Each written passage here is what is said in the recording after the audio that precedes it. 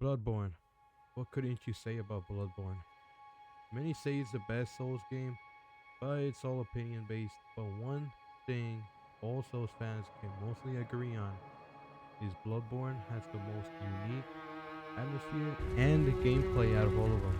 Its Gothic architecture makes Bloodborne stand out from all the other games. Today, we'll be going over what I've noted down over my past playthrough.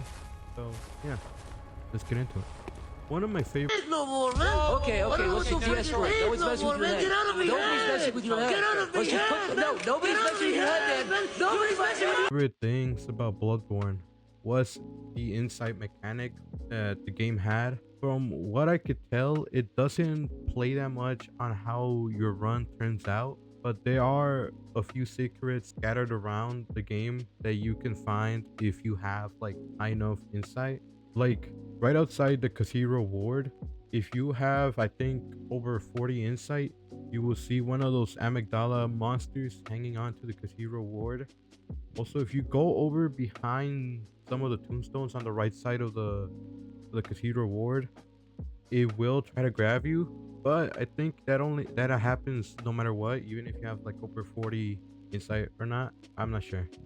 And also, those amygdala monsters don't only show up at the Cathedral Ward if you have like high enough insight. They also show up in other spots. Also different. I mean, no, not different, but more enemies spawn in if you have more insight. So the game does get a little harder, but it doesn't get like it's not like very noticeable. But one of the best uses of insight in the game was with the use of like 3 umbilical cords. The hunter's insight in lore, I think, but also in game, basically it's the same stuff.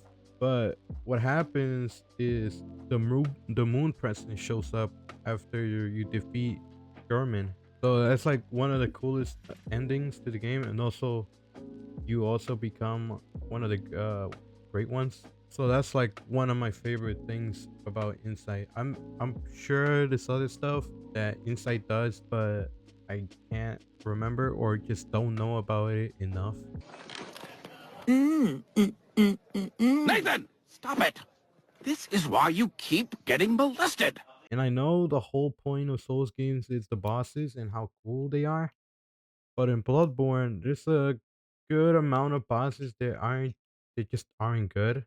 Like the Witch of Hemwick, Rom, and especially without a doubt, Mikolash. Fight back, nigga. Fight back, nigga.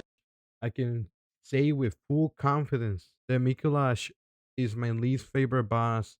Mikolash is just my least favorite boss. It's because he's just so annoying. He constantly spams that one attack where it like he has like orbs flying out of him, and it's the most annoying thing ever. They're so like it is. I don't even think you can dodge or avoid them because I just kept getting hit by them, and the only way I could beat him was by cheesing him with poison knives. And in honesty, I don't care that I cheesed him. It's the only boss where I feel that you can get away with cheesing him because he's such an annoying boss and doesn't deserve a fair fight. He's just that horrible of a boss. The bosses could have been better, but of course, that's not saying that all the bosses were horrible because Bloodborne still has some of my most favorite bosses, especially like German, Lady Maria, and Gascoigne, and even the infant, not the infant. What am I saying? The Orphan of Chaos. Like those are some of the best bosses you're gonna fight in all of the Souls games. That is, of course, the best bosses in Bloodborne. As I was saying, all of the Bloodborne bosses are not bad, but it's that like for every 3 good boss fights, there's one bad boss fight that follows. It's not a good track record for a game with only 23 bosses, but Bloodborne is still a great game, even if it's some of the bosses still suck. They had a great design. They all matched the gothic vibe to the game. So FromSoft did their thing on that, but I wish they tried a little harder with all of the bosses. Yeah! The music in Bloodborne is nothing but spectacular.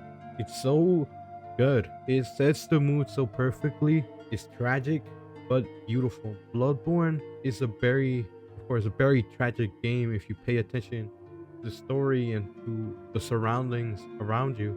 The music captures that so well. Playing and like the music playing in the hunter's dream is so beautiful, and like it's weirdly cozy where whenever I like I'm just in the hunter's dream not really doing anything and I start listening to the song, I zone out and just I just start thinking about life, and I don't know, it just gets me to start pondering. Another song that I really loved in Bloodborne was German's boss fight song. It was so good. It made the fight seem so emotional, which it was. And of course, in the fight, you finally get to free German of the dream or the nightmare, whichever you want to think of it. And at the beginning, when he says tonight, German joins the hunt. Dear, oh dear. What was it? The hunt? The blood? Or the horrible dream?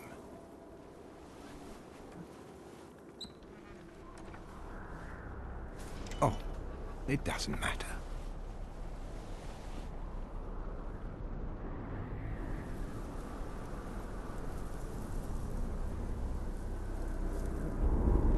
It always comes down to the hunter's helper to clean up after these sorts of messes.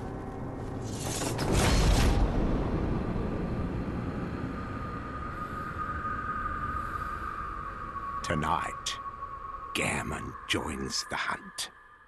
Hunt was just so cold. It gives me chills just thinking about it.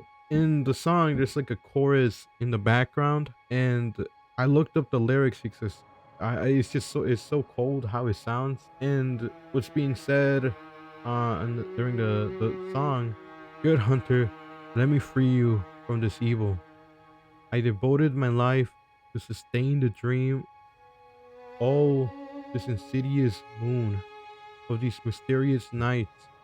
Great one, look upon me and grant me everlasting mercy. Grant me everlasting mercy.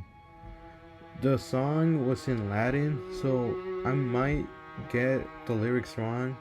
I'm not really sure, the translation might be off, but this is just one of the biggest reasons why I love the music in Bloodborne. But knowing what's being said in German's song makes me love it even more, and it just makes me love the music in Bloodborne even more.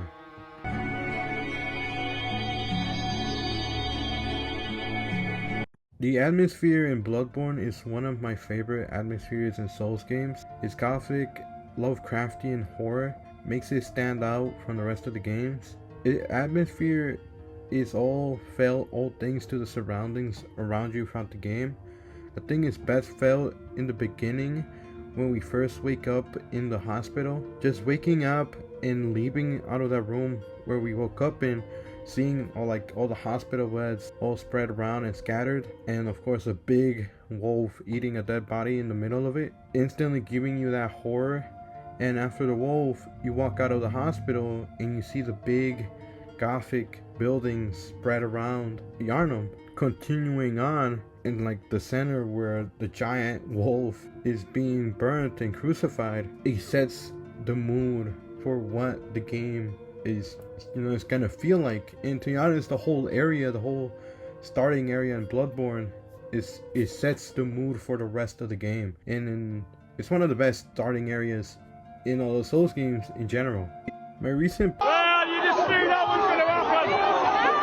playthrough has been fun. I haven't played through all of Bloodborne in years. I think ever since my first playthrough was the last time I actually played through it, and returning has been so fun and has led me to appreciate it even more. I only played the base game, no DLC, as I ran out of time. As by the time the video is out, I'm playing Pragmata. There will be a video out for that one, so stay tuned for that. And yeah, like and subscribe, and bye.